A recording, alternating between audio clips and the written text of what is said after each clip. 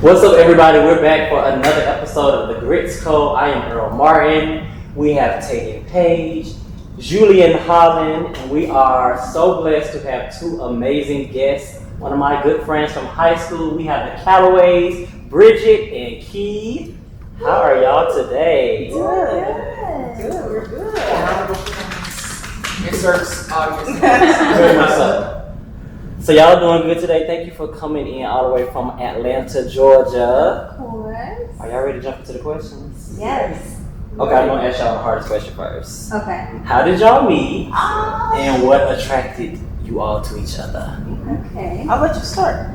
Well, very interesting story. Back in Tumblr days, at the height of Tumblr in like 2015, if you don't know what Tumblr is, if you're like Gen Alpha, Tumblr is a blog where you could write and put out your feelings, but also reblog photos and everything. I had an internet friend in London who sent me Kiana's profile and was like, this girl is in Atlanta, like she's hashtagging Atlanta and she fine. I was talking to her, but I'm all the way in Atlanta, I'm all the way in London, so I'm gonna slide this out to you. You can handle it. So I slid in her DMs and I was just like, you cute, not Y-O-U, you cute. It was very like straight to the point. It was like, I mean business. Yes. I'm letting you know. I'm leaving here with something. I'm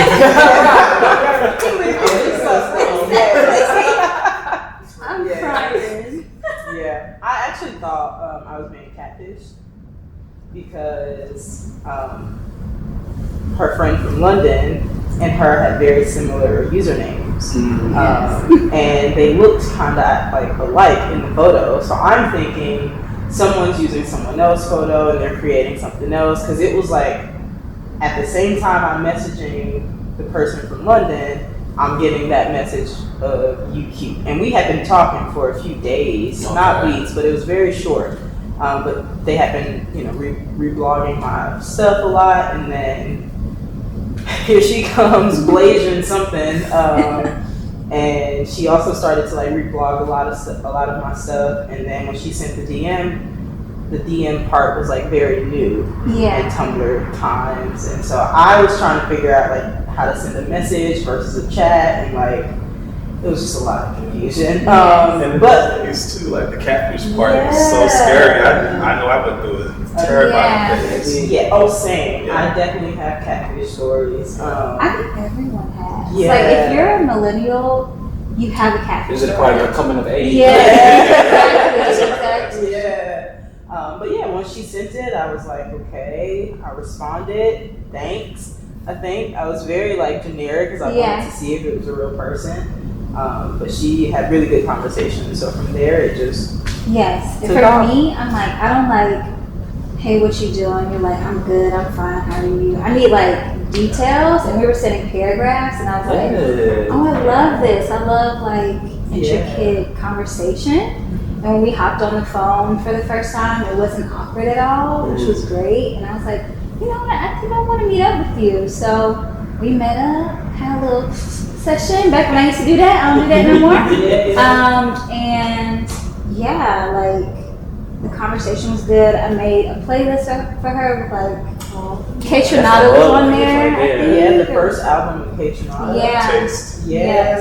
Like she put me on to so much good music that I didn't even know. Like I had a good music sort of palette before, but when we sat in that car and just like listened to like her entire playlist, I was just like, okay, like,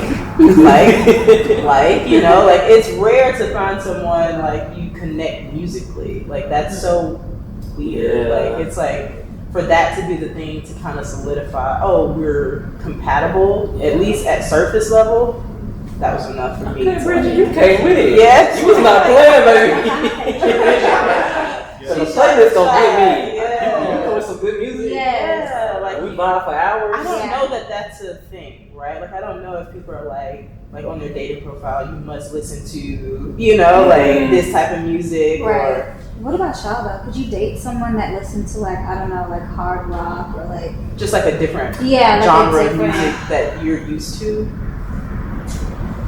For me, I like have a very, very expansive like musical palette. So I wouldn't say that I wouldn't date somebody because they listen to something, perhaps like I listen to rock as well. Okay. Like if I don't listen to like heavy metal and Like stuff like screamo. that. Screamo, right? Yeah. But if they did, I would be interested because even like in that world, I know that there is like variance. You know what I mean? So it would be interesting to me more than anything.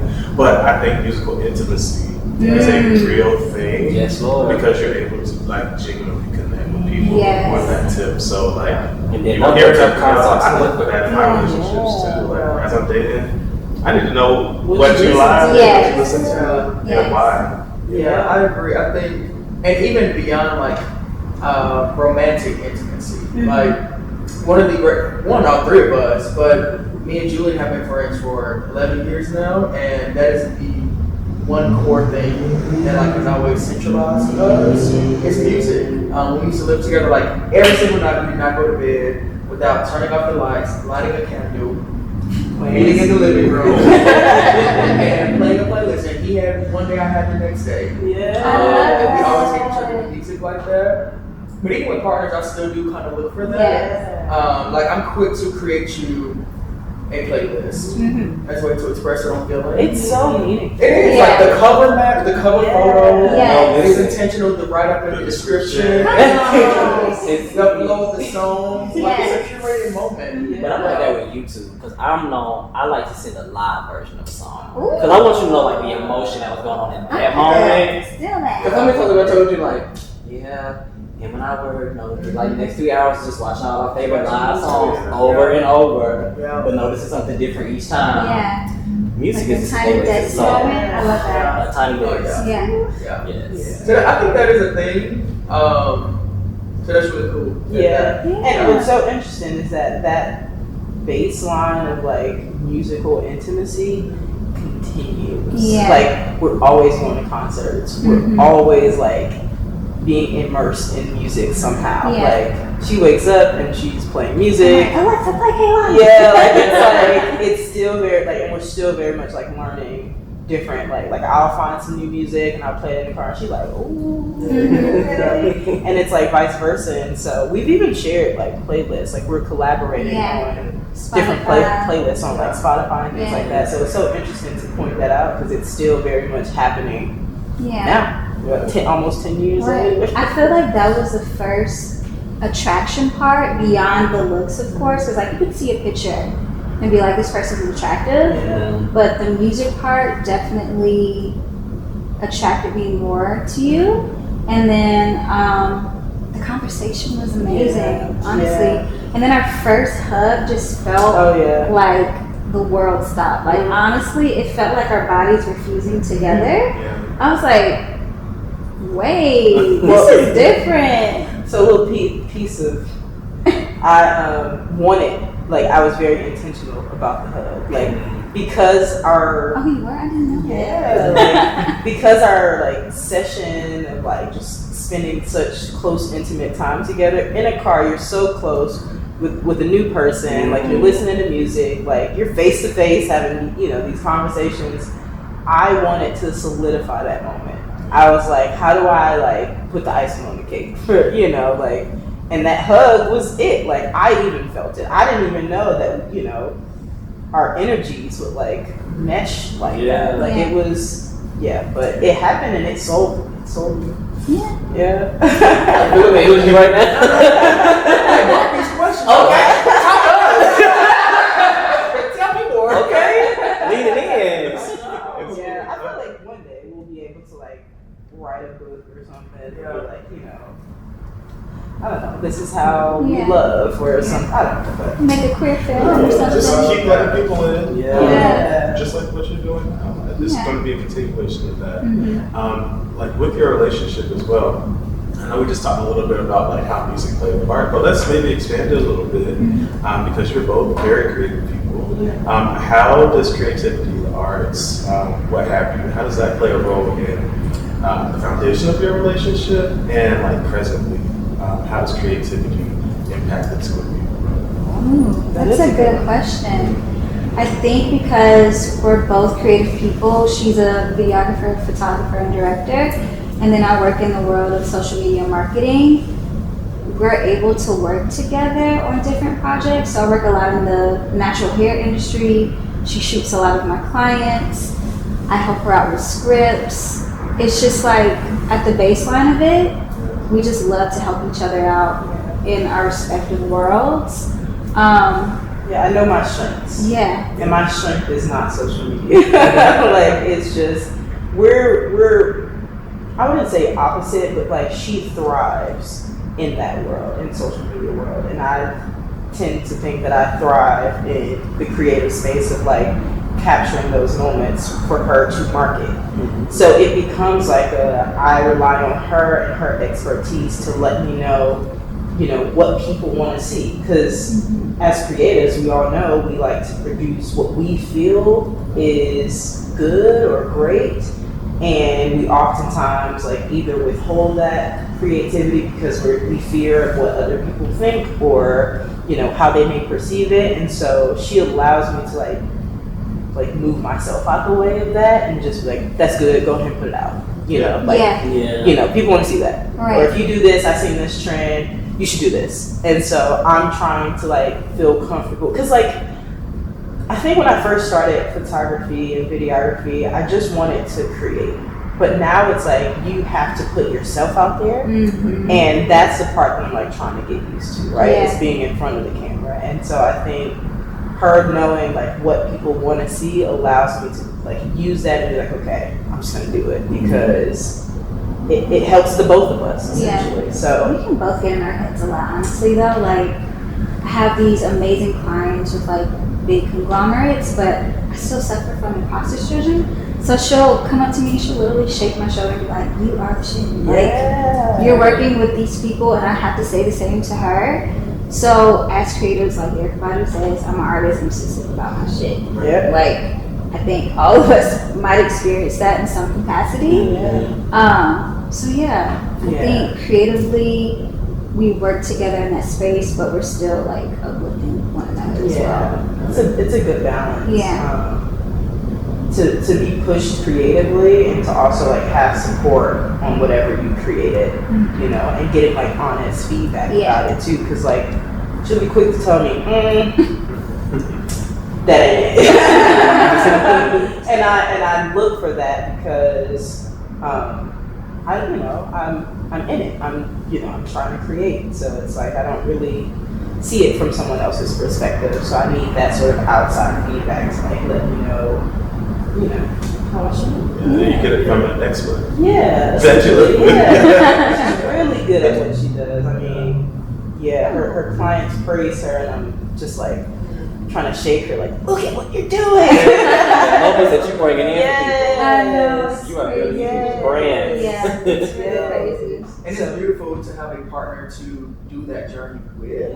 Yeah.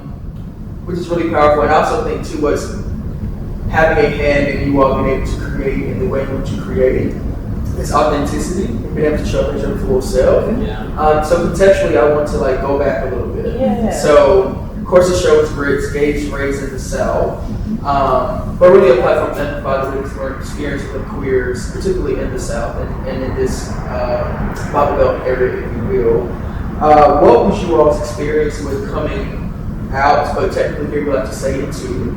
So what was your experience with coming into yourself, particularly in context of the South, and how did your family and community respond to that? I'll actually go first because I feel like it'll help show the contrast of our different stories. So my mom is actually queer, but growing up, I knew my mom was different than everyone, but I didn't know how. Because like at that time, you know, I didn't really hear the words lesbian or queer or, you know, anything like that. I would hear very like derogatory meanings like she a bull dyke or she a man or, you know, very like harsh things, right? And I didn't want to cling on to that because to me, this is my mother. So that's all I knew her as. But she was very dominant, very like, did not need we had no men in our house. she was the one that would cut the grass. You know, if there was a tile on the roof that needed to be fixed, she'd fix it. Like, she was very much hands-on. So I saw someone who like lived in their truth no matter how other people saw her. So with that being said, I like grew into myself around, I want to say like ninth grade. So roughly around ninth grade, I had this sort of epiphany that like I was trying to be very feminine. I was trying to like be all that people wanted me to be or what felt normal. And I think once I started to like not receive the response from men the way that I wanted to, because I never really had that relationship with men. Like I said, I grew up in a house full of women my entire life, very strong women too. So when I started to, I guess, navigate that world, I'm like, I just don't feel like me. What am I supposed to be feeling like right now? Like, and so I go through high school. So around 10th grade, I started to get acknowledgement from women or girls in the school. And that's because I was in the band, I was a drum major, so I was around like a line of dudes. So here's this little girl with these 6-foot guys, like, and our band was very, very popular in the South. And so I'm coming into myself and like getting attention from women, and I'm like, well, I'm kind of feeling this, you know, like this isn't the same response I was getting with trying to be very feminine to appease the opposite sex. And so I like leaned into it a little bit more, but I was very scared, very, very scared. And so I ended up getting a girlfriend, but I was scared to tell people that we were together. And so that played a big role in our relationship at the time, but that relationship was my entire life throughout high school. So I hated that because I'm like, man, I missed out on so much, you know, so much, but I'm a lover, you know? So like, that was just naturally, you know, in me. So long story short, I graduate from high school, I break up with that person, and I go to college, and I start to not, I guess, dress as feminine as I was trying to before, and I just was being myself. So the creativity was coming out. I was wearing rings, I was wearing dope sneakers with like baggy pants, but like I was never like super, like I still wanted to keep that feminine energy. So I didn't never really consider myself as a stud, right? So that's not who I am. So like you have to get to know me to just know that I am who I am and not a label. So, you know, I go through college and I've come into myself, which is who I've evolved beyond that, but that's kind of where my baseline started.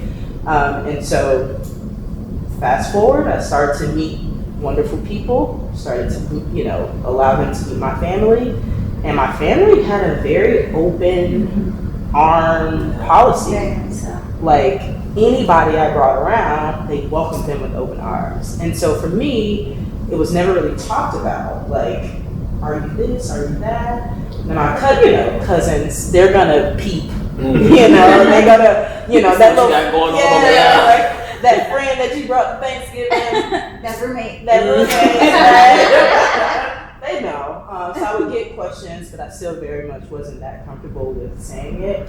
And I just have a question because you mentioned earlier that your mother's queerness. Yeah. How was that relationship, and what was her like input or feedback? Did she get involved at all? Was she discovering you? No. I mean, she took on the role because I wasn't forthcoming about who I was dating at the time. She just took on the role of protector. So everything was making sure I was protected in whatever sense. And the baseline was always like assuming that it was being protected against the opposite sex. So she's like, you know, I'm about to put my hands on you, talk to you, you know, she was very much like, safety. Yeah, like, and so we actually never really talked about sexuality or any of those things. I didn't ask questions. I just accepted her for who she was. And I feel like she gave me the same thing in return once I came fully, out. And so literally I would honestly say that once I met Bridget, I started to feel more comfortable than I ever had in my skin. So I was able to verbally say, oh, this is my girlfriend. Oh, I don't mind holding your hand in public. I don't mind showing affection in public. And I think there was a level of security there. It was like, I know that I genuinely love this person, so whatever I got to do to show up for her and I'm going to do that. And I had never felt that before. And once I did that, my family, and I also was very selective about who I brought around my family because I knew that they would open their arms to anyone that I brought around. So once I introduced her, it was like, all right, y'all, this is it. So I had never fully said, hey guys, this is my girlfriend about anyone until I met Bridget. So 101. Yeah, like it was like I'm the only one. Yeah, so I didn't experience the pushback or the negativity because I think my family had grew to just accept my mom for who she was. And so once I started to become into who I am, they were like, well, good girl, like, we got your back. They love you regardless. And I've never gotten any negative comments, not to my face at least, about anything. Nothing but praise and love and just support. Yeah. So I'm grateful. I recognize that I'm grateful because not everyone had those situations. So it was an interesting sort of exchange when we had to venture into the coming out story of Bridget. Yes, mine is totally opposite. My mom is Filipino, Catholic Filipino.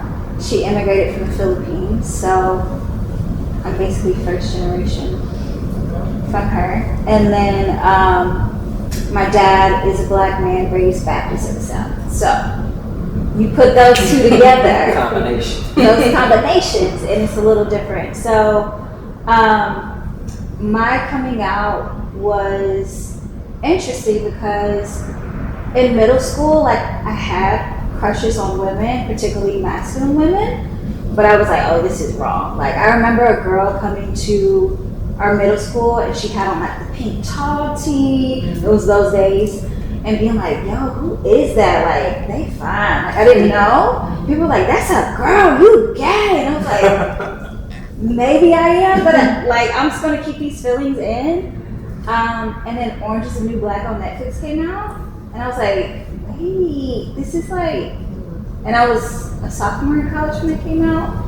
And I had a boyfriend at the time. And I remember telling him, I was like, I've been watching this show and I think I'm bisexual. Like, I had a crush on Pusey from the show. I had a crush on Alex from the show. I was like, they're just making me feel like different. So yeah, I feel like that helped me to kind of come out. Me and that boyfriend didn't make it, and then I ended up meeting Kiana. And well, there were like a few. There's a few girls.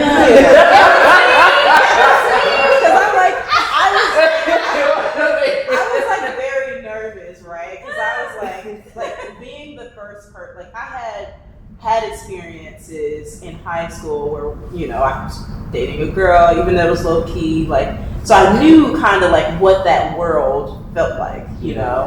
She had no clue, so I was like nervous about if I'm the first person, is this for real? Are you just like trying to see what it's about?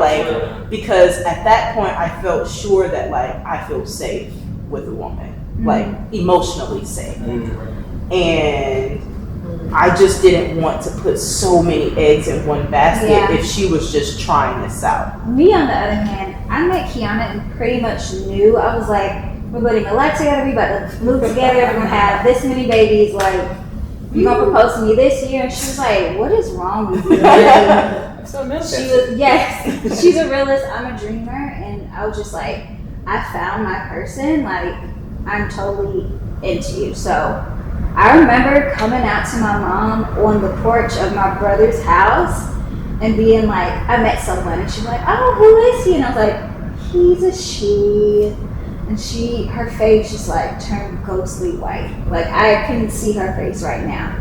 And she was just like, what do you mean? Like, what is this? And I was like, yeah, you know my friend Kiana. Like I would drop hints here and there. And she was like, yeah, but I thought y'all were friends or like roommates. And she was shocked. Yeah. So I think I came out to her in December and she held on to it until March, my dad's birthday. I'll never forget, we were at an internet concert. Y'all know the band The Internet with Sid, who's also queer. Yeah. She was singing Prototype by Outkast, and my dad called me. He was like, your mom told me. In the middle of the concert, y'all, Sid is on stage singing Prototype, and I'm like, yeah. I was like, my mom just outed me. Like, it felt like a sitcom. And I was just like devastated. But before he ended the call, he was like, I love you regardless. We'll talk after. I'm getting a little choked up because I'm a daddy's girl. So you didn't want to disappoint them. I didn't want to disappoint them. Yeah. But I think for them, it was more so worry, and in particular in the South. My dad literally said those words like, if y'all were in California, if y'all were like somewhere else, like I wouldn't worry about y'all. And I was like, Dad, we in Atlanta. It's gay as hell there. Like, you don't have to worry. And he was just like trying to figure it out. So he would ask these questions like, so who takes out the trash? Yeah. Like he was just trying to figure it out on his own time by asking silly questions like that. Who washes the dishes? Like who takes out the trash? And I was like, Dad, we do it both. Like it's not these roles that you think it is. But I saw a quote on Twitter one day and it was like, it's your parents' first time living too. And for that, it clicked for me. I was like, okay. I came out, but they're also coming out as well, like to their friends, to other family members that, no, Nicole does not have a boyfriend. She does not have a husband. Yeah. She has a fiance that is a woman, and they're going to be wives. So, and it's crazy because I have this Filipino godmom who's like very religious, like the crosses in her car and everything. And the biggest moment for me during my coming out journey was my mom walking in and my godmom going, oh, like, do you have a boyfriend? And my mom's like, nope, she has a girlfriend. Her name is Kiana. And like taking that and me just like, my mouth just dropped. I texted Kiana. I was like, my mom just came out to me. There was nothing for you to do. Yes, there was nothing. There was nothing for me to do. And even me going to the Philippines like this last time, there's so many lesbian couples. I'm like, the world is changing. Like, even though it's like a Catholic country, and like literally all my cousins were like, why did you bring your wife here? Like, you should have brought her to the Philippines with you. Like, I think it was just a lot of fear on so everyone. Much fear. Like it was fear from you not knowing how your parents would take it. But I think we needed to give them time and grace for them to just process it and like to go through the motions, because her mom would be like really good for like a couple weeks and then randomly we'd be in the middle of something like, I don't know, on the couch watching TV and she'd send her this long paragraph about just, you know, maybe how she would say, you're a lesbian lover. Yeah, like it was like, why do you say it like that? Lesbian lover. With that accent. I'm like, what? Her name's Kiana. Like, it's a journey. It's a journey. And that grace, we talk about this on and off the show, especially my own journey and experience right now with like a partner. But I think what is beautiful that I wanted to just highlight was your mom with your godmother. Yes. Huge. Yeah. And for her to say, this was her like audible this too. And for her to say, yes. you're gonna have to do anything. Right. That recognizing, I'm learning to recognize those moments of them showing up in their bravery and vulnerability. Exactly. Even if they don't get it right across the board all the time. Right. They have moments of trying and being able to hold on to that is cool. Exactly. So And even up until our wedding, my bridesmaids came up to me maybe a couple of days after our wedding and was like, your mom came up to us crying and was like, why is she doing this? And we sat her down and told her, Bridget will never find another love like this. And that's when she looked at my bridesmaids in their eyes, all 8 of them, and said, thank you for this, I will finally accept her. Yeah. And it was huge. Yeah. Talk about chosen Community. family showing Yes. up. Yes. And a very pivotal moment too. Like this is our wedding. Yeah. And I think whatever that conversation was, her mom was able to fully embrace the moment, and she had a ball. Boy, did she. I'm gonna take a little video. She had a ball, and Yeah. I think it was just reassuring for her to visually see our community, right? Like our chosen family, our chosen friends, our actual family, our actual friends. Like it was just a full circle moment for also my family as well. I'd be remiss to say, but I could be the only queer married person in my family right now. Oh, I know. That's a woman, yeah. And so even for my family to see and hear our vows that day, like I had my uncle, like he's like my mom's only brother, like tearing up in the crowd. Like he's like the matriarch of the family. Like he's like, everyone, you know, looks up to this man, and he was very emotional and moved by our vows of just the day itself. And to see that was like, oh, okay, Yeah. like something's shifting here, and you felt it. Yeah. You genuinely felt it. And you're literally tap dancing on my next question. So, perfect segue. Okay. Because it's literally about community. And you already mentioned how community showed up for you at the wedding with your mom, but also like, what are the steps that you all took, like since that point, to really hone in on those people that are genuinely for you? And how did you go about building community around your love, your marriage to each other, you know, folks that will support you for you? Yeah. How do you do that? So I'd say that we have our bubble, right? Like I feel like once you get married, it becomes, or not even just married, just like once you start to build a relationship with someone you consider that could potentially be like your life partner, you know, you guys are a safe space, right? And so allowing nothing to interfere with that safe space speaks volumes. So whoever you meet or whoever you hang out with, you know, they hopefully could sense that. And so with us, I feel like when we enter into queer spaces or just spaces in general, we rely so much on each other and like being that energy that we want to see in the room, that people sort of engage with us and they recognize it, and like they see that like whatever you got going on, it ain't gonna interfere with it, you know, like it's it's very solid. And so I think being amongst like-minded people who are also engaged or in a relationship or married helps, because as we all know in the queer community, it can be very fluid, right? Like you can be non-monogamous and like you can have all these partners, and you know it can get very intricate, right?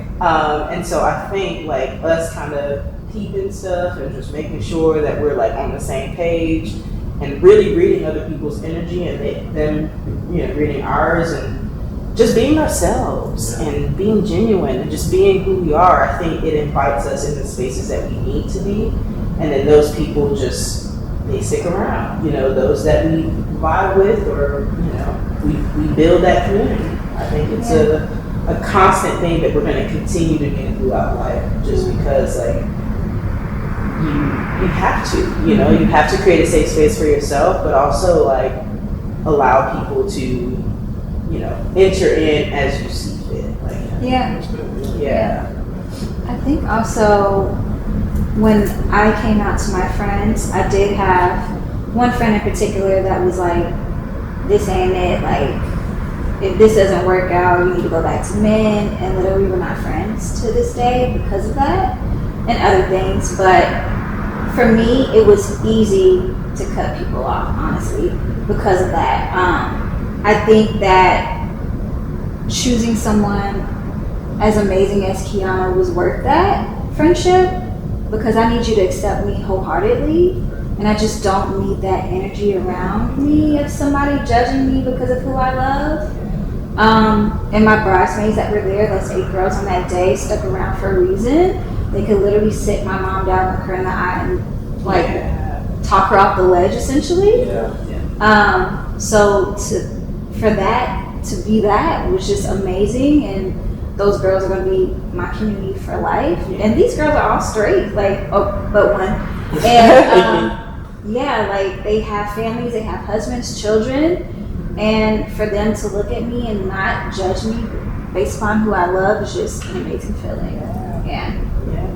And I mean, I also think that like you pick up on people's energy, you know, just in general. So like, I know for us, like if we sense that someone has like kind of negative energy or bad energy, we're like, oh, it was so nice meeting you. We'll see you around. Like, you know, because I mean, we're very protective of our space. And I feel like we have to be because we're so non-problematic. And when you start to let like outside influences, you know, determine what happens in your bubble, whoa. You know, now you're breaking that sort of wall, that invisible wall that shouldn't be broken, especially in a marriage. So you all find yourself like in queer spaces quite often. We try, like Atlanta is. It's so good for that, honestly. It is. Like a couple of weeks ago on our anniversary, actually, we went to a queer aunties party. Oh, nice. They're based out of queer aunties party. So it's like elder millennials, but queer, which is great because like there's seats, which we can appreciate. There's chairs. There was ballet, which we can also appreciate. I mean, the DJ was great, but we've also been to spaces where it's like, you could tell the crowd is younger, and I'm like, all right. It's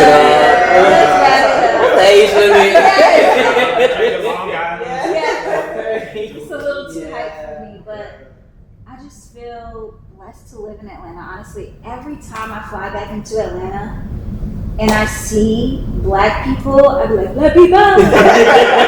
Especially like, I was in the Philippines for 6 weeks. I was the only Black person there, and coming back, I was just like, oh my God, this is great. Like, so I think not only queer spaces, but Black queer spaces in particular are amazing. Because we went to LA once, and I was like, this queer space is different. Like, it's different. It really is. And that it kind of determines like how you move throughout the room too.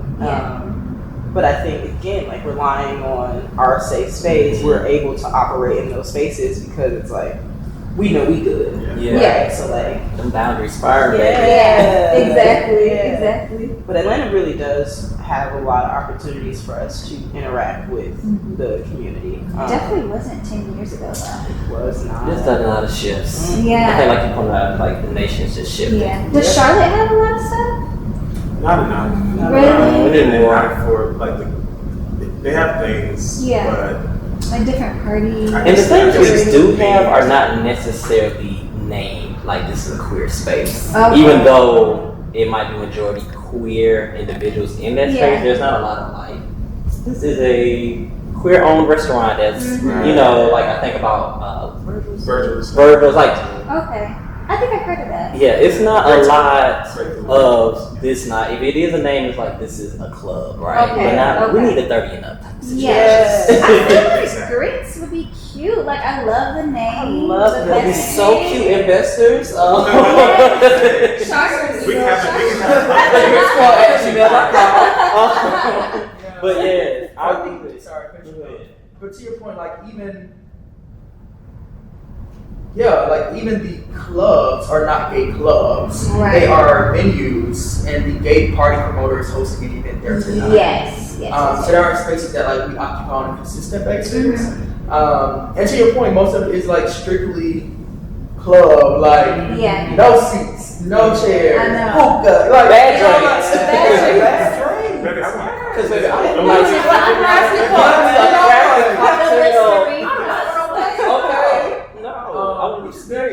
But even I just moved to DC 2 months ago, and I'm telling them the same thing. There are, per se, two identified like gay Black spots, and DC is like gay as hell. Very and it's 2024.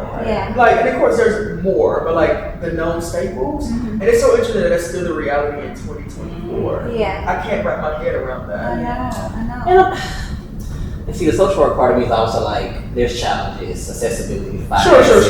Like, there's a lot of things that go into that and privilege. But also, I know somebody, like, they ain't talking about their coin, so, At the end of the day, somebody please. y'all supporting the live here.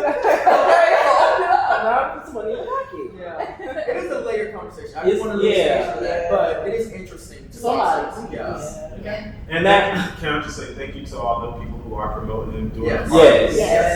Yes. But we need something additive. Yeah. With chairs. Yeah. With that. Now, I do have, because we're talking about community. I'm just saying, I don't know bars. It's cool now. My back hurts right now.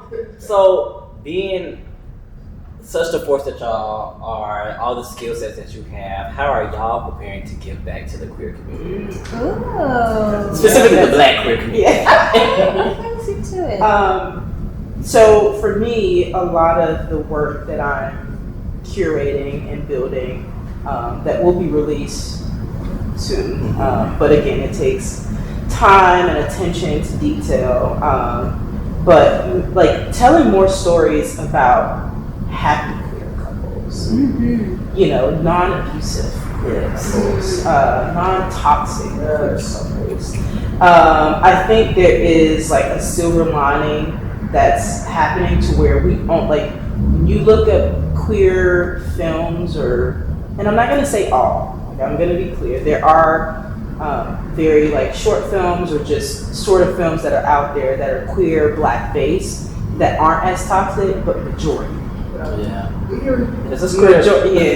Majority of it is rooted in very like toxic masculinity, and just this sort of camaraderie that happens between lesbians specifically, that's like, you know, super dominant person and like the feminine person, and then them clashing. And there's so much more to us as a community.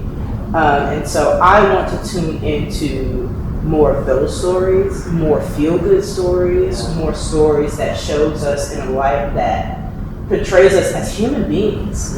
You know, like, yes, we're layered and complex and queer and Black and beautiful, but we also have other challenges that's not this sort of toxic, you know, agenda. And so for me personally, I do want to release films and documentaries that highlight those things. And we've also discussed potentially, you know, just creating safe spaces for, you know, collaborations to happen, whether it's like the sit-down dinners with good chairs and good chefs and good curated drinks, like very much queer curated things that feel like, you know, a regular person. You know, I feel like, especially in Atlanta, when you go to the club scene, it's sections, it's bottles, it's this and that, but like, what about a nice sit-down dinner? Can I kill the person I'm sitting You next know, to? like, let's have actual conversations within the community that are like like-minded people, like potential collaborations could happen, like a nice chef. I love me some good plated food, a good curated cocktail, like attention to detail. So for me, that's that's kind of my, you know, stuff that we've discussed. It's not just me, because she's also had very good ideas in terms of, you know, what she would want to give back to the community. She also want to do reality. I know. Have you watched Hoochie Daddies before? You know that's on my list. Everybody keeps talking to me about it. It's a lesbian show. It's on Tubi. I highly recommend it because I love ratchet TV. It's called Hoochie Daddies, and it's I can't stop saying the name because I love it. I have some Hoochie Daddies. Yes, exactly. They put, I think, like 8 to 10 studs in the house and give them challenges on who's like the studliest stud, which is Studliest stud. Yes. And they get this chain at the end and bragging rights. It's a whole thing. It's a whole thing, right? Yeah. So, I mean, I love TV like that, but I also would love to film a reality show on queer love and just interesting queer people in general. So I'm thinking of like Real Housewives of New York, how there's Jenna Lyons on there, who's the first queer housewife. She came out later in life, but she has a girlfriend now, but she was also like the director of J.Crew. She has an interesting job, and she's also queer. Like Kiana said, I want people to know that we're not just this stereotype, but we can hold jobs, we have careers. And not just like, Yeah. Because I feel like there is when you look at like the content that's made for like just gay, queer, lesbians, black men, like it's different than the gay, queer, you get what I mean? Like but there's so much beauty about our culture. Yes. Yeah. And I think that needs to be highlighted more than the toxicness. And honestly, everything that is culture in America comes from We're the black. blueprint. Yes, exactly. Yeah. And a lot of lesbian movies in general too are like these period pieces of like silently falling in love. It's like a brunette and a blonde, and they'll like touch pinkies and silently gaze into each other's eyes.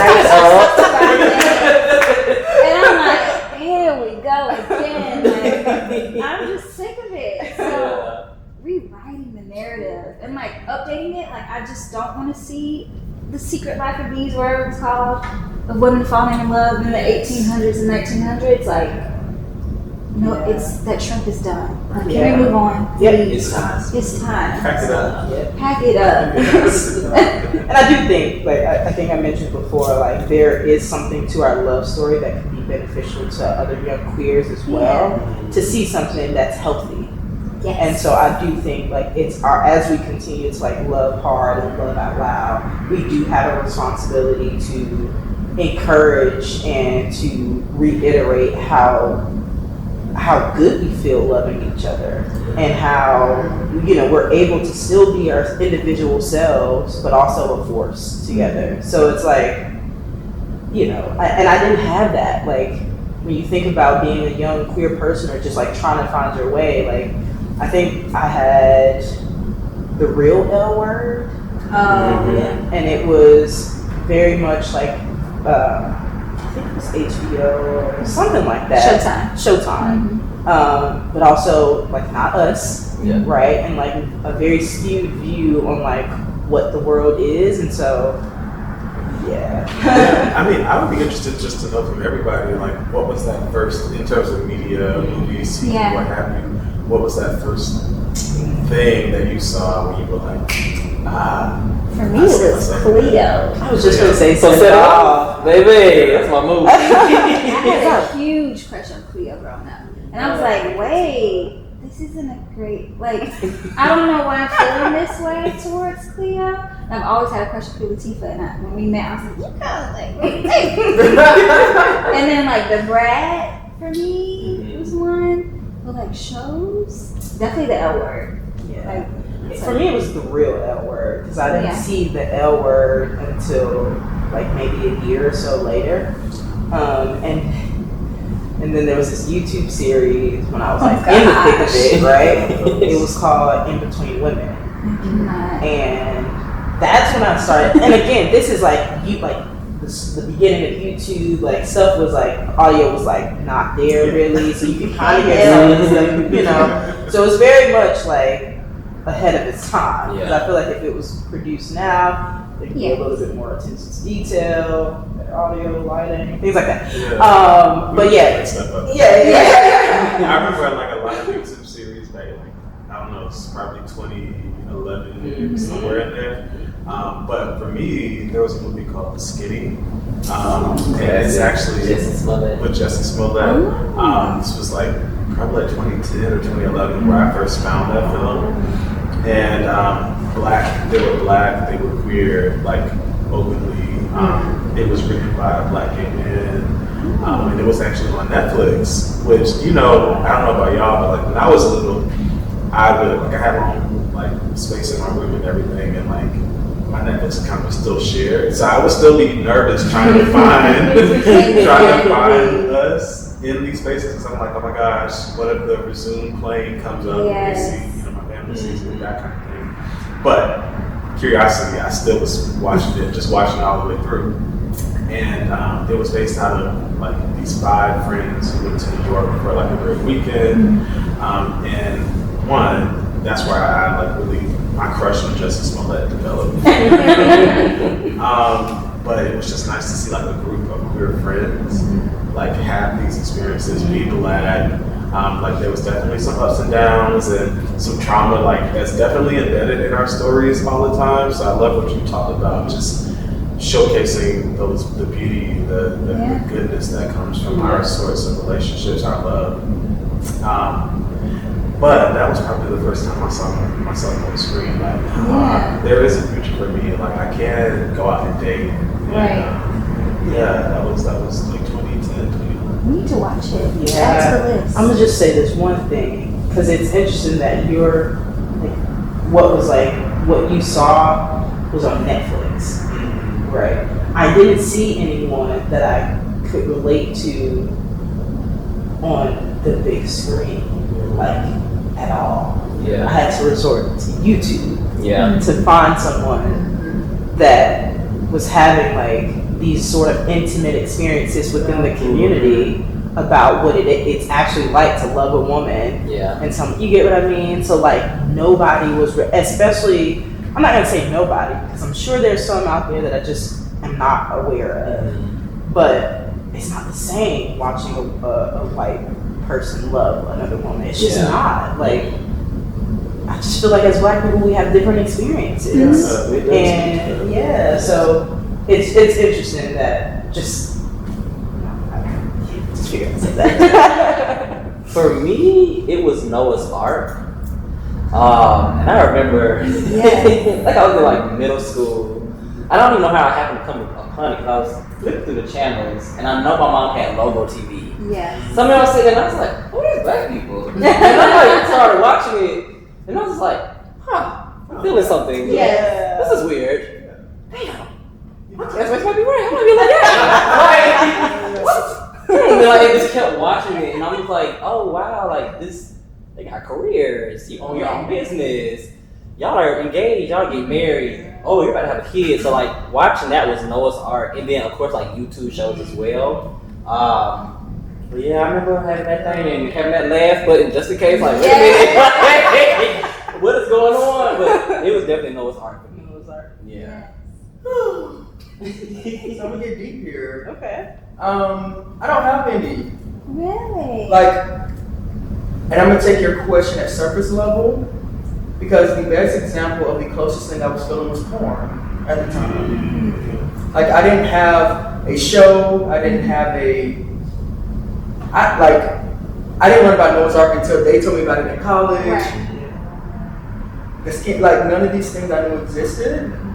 And even my life and stuff as at the time, bisexual, like, male, was all behind doors anyway. So the porn was just a part of that experience behind the door anyway. And it was the closest thing I had to seeing men per se love each other in some way. And I'm like challenging myself in my brain now, because at the time I was also the person who was like, I'm never having sex until I'm married. Like, knowing I never even wanted to participate in it, but this is the closest thing I can find to something that feels like what I'm feeling. That dissonance in there, it's like a lot to process in real time right now. But I have no other answer to something I watched growing up that felt like internally what I was feeling, except that. Right. I think there's so much value in naming that, because I mean the experience of like having only porn really to be like that representation. Yeah, some peek into that life. Like that's so many people's experience. You're a huge advocate around Black queer experience, Black queer experience in the South. So that transformation. And what you now might be for a young boy watching now. Yes. Close that laptop. There's other things out there. I don't even watch porn at all now. But that's a whole other conversation. But yeah, it's beautiful to know that when we can have a platform where we can name some other things to consider watching, but also to they now exist in a more broad way. It's really cool. Yep. Yeah. Social work. Did you mind? I'm good. Take I us was away. just going to say, I was listening. Let's talk a little bit more about your relationship in the same vein of kind of showing people what can be. Do you find yourselves thinking about your relationship as kind of a beacon for others? And if so, what are some things that you all agree on and tell yourselves to show to the world, to say this is how you can be happy, in love, married, and build a life together as a lesbian Black couple? And it doesn't have to be your responsibility at all. So if it's not, then cool. But I feel like in some way a lot of Black queer lesbian couples that have made it or married one another kind of feel that responsibility, just because it's so rare for us. It's becoming not more popular, but because gay marriage became a thing in 2015, more women have that ability and men have that ability to get married. I do feel a responsibility. I think when we got engaged and we put it on TikTok, and when we got married and we put it on TikTok, the comments were very interesting. And I'll say for her, do y'all know that Duran Burner song? I think it's called Mango. Mango butter. When he goes, I'm a bad bitch and I'm the nigga. Right. So I put that to our wedding because she wore this beautiful white jumpsuit on our wedding, right? With a veil on the shoulders. A cape on the shoulders, my bad. And then for the reception, wore this like sage suit. Man, ooh, I want that suit so bad. Yes. So I put that sound to that, and there were so many young girls that were like, I didn't know that I could do that on my wedding day. They were like, I could wear both. Like it was like this light bulb. And for me, it was like, I want to feel comfortable in my skin. So what does that look like? So I tried on a ton of dresses, and I got to a point where I started to feel depressed because I was like, nothing feels like nothing. And so I found this one jumpsuit. It was on a white woman. She was very skinny.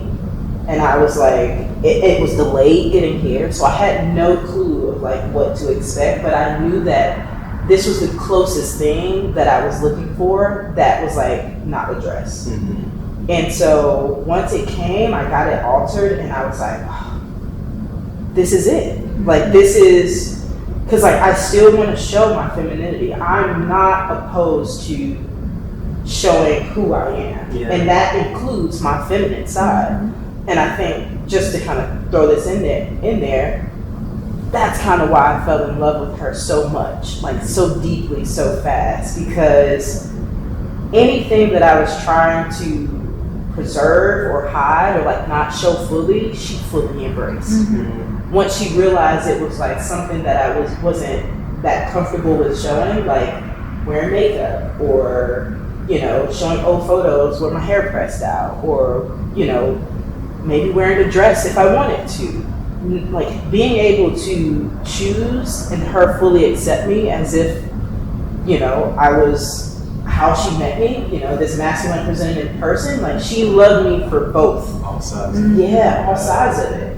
So I think that just us living fully within our truth and just being authentic and not like allowing things to like dictate what we're doing, I think it just naturally inspires people, is what I've come to find out. Like, and she sees it the most because she's on social media a lot. So like, when we post stuff, like she's like, everything about us like blows up and goes viral. Like, my followers don't like me. It's just like, so I think just like us being happy with loving each other already speaks volume, and it gives people hope without us even like trying.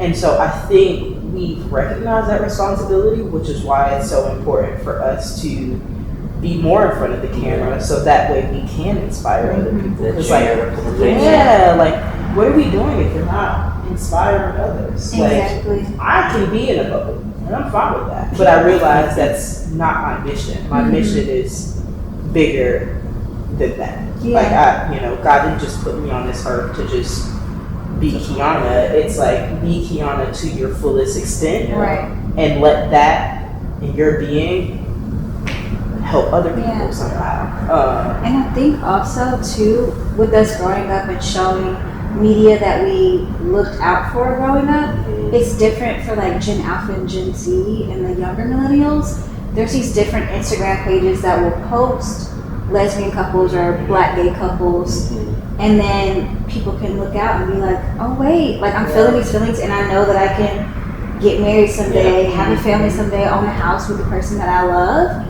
And it's just a beautiful thing to witness. There's like pages like Bride and Navy, Black Gay Weddings. We were in the first Black Gay Wedding magazine.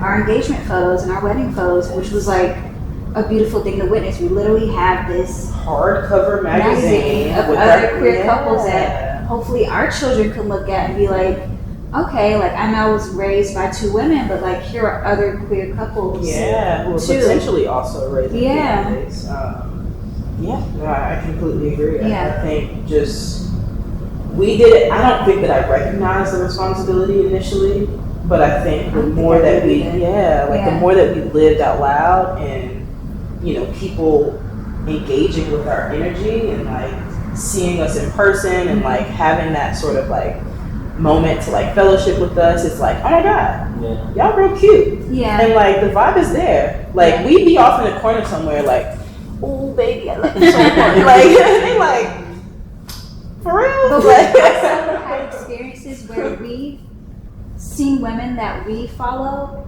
as well that had the great jobs, got married in person, and kind of freaked out when we were a little younger, like 23-ish. We went to a Pride in New York and we saw this queer couple that went viral. And I was like, because I follow y'all on Instagram and y'all are really cute. And they're like, oh my gosh, thank you so much. So like, it just keeps going, just like repeating the cycle. And now that we're older in our 30s, just like they were, like other 20-year-olds are coming up to us and being like, I see y'all went on TikTok. Like, it really is a cycle. I remember that moment of like us fangirling about a queer couple who isn't famous, but they're very much high level in their fields, and so they've gotten recognized for what they do, and so they had this grand wedding. I mean, expensive wedding. And so we were just like, oh my gosh, this could be us one day. And so we just held on to that, and lo and behold, Pride in New York, we come in contact with them and we were like, it's them, but they're just like regular people just like us. And so I just think just seeing them and relating to like what could be was like monumental for us in that moment. And that's really like, it shows like the makings of like a real community, like because like we have black celebrities, right? There are like lesbian, we call them celesbians. I'm like, do you know? Y'all can go ahead and just create a glossary of LGBT. I know. I feel that. But I did think that just the responsibility has grown, and the awareness has grown that like we mean so much to other people outside of like our family and other friends. And, it became a thing. It's gonna keep growing too. I know.